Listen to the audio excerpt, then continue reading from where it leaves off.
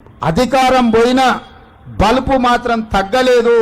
నీ బలుపు అనగదీసే బాధ్యత ఇక్కడున్న మా కాంగ్రెస్ పార్టీ కార్యకర్తలు తీసుకుంటారని చెప్పి ఈ టీఆర్ఎస్ సన్నాసులకు నేను చెప్పదలుచుకున్నా.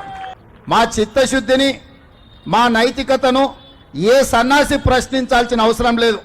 మీలాక మేము తాగుబోతులం కాదు, రాత్రి కోటి పొద్దున కోటి మాట్లాడడానికి, లేకపోతే మాట్లాడింది మర్చిపోయి మళ్ళా కొత్తది మాట్లాడడానికి మేమెవరము మీలాంటి తాగుబోతు సన్నాసులం కాదని ఈ వేదిక మీద నుంచి నేను చెప్పదలుచుకున్నా. నువ్వు ఎప్పుడొస్తావు రాజీవ్ గాంధీ విగ్రహాన్ని తీయడానికి? తారీఖు చెప్పు, మా జగ్గాన్నకి చెప్తా, మా జగ్గాన్న వచ్చి అక్కడ ఉంటాడు.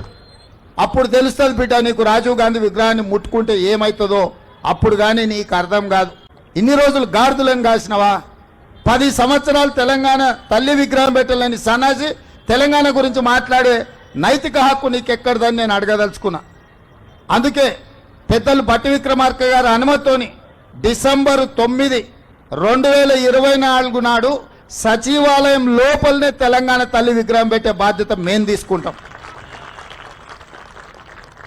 డిసెంబర్ 9, 2009 నాడు యూపీఏ చైర్పర్సన్ శ్రీమతి సోనియా గాంధీ గారి నాయకత్వంలో ఈ దేశ ప్రధానమంత్రి మన్మోహన్ సింగ్ గారి క్యాబినెట్ మంత్రివర్గం శ్రీ చిదంబరం గారు తెలంగాణ రాష్ట్ర ఏర్పాటు ప్రకటనను డిసెంబర్ 9 నాడు ప్రకటించారు.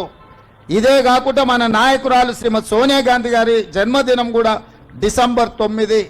ఖచ్చితంగా తెలంగాణ తల్లి విగ్రహం సచివాలయం బయట కాదు, సచివాలయం లోపల తెలంగాణ తల్లి విగ్రహాన్ని ప్రతిష్ఠించే బాధ్యత నేను, మా మిత్రుడు బట్టి విక్రమార్క గారు తీసుకుంటాం. హైదరాబాద్ నగరంలో మా హనుమంతన్న నాయకత్వంలో ఈ కార్యక్రమాన్ని చేపడతాం.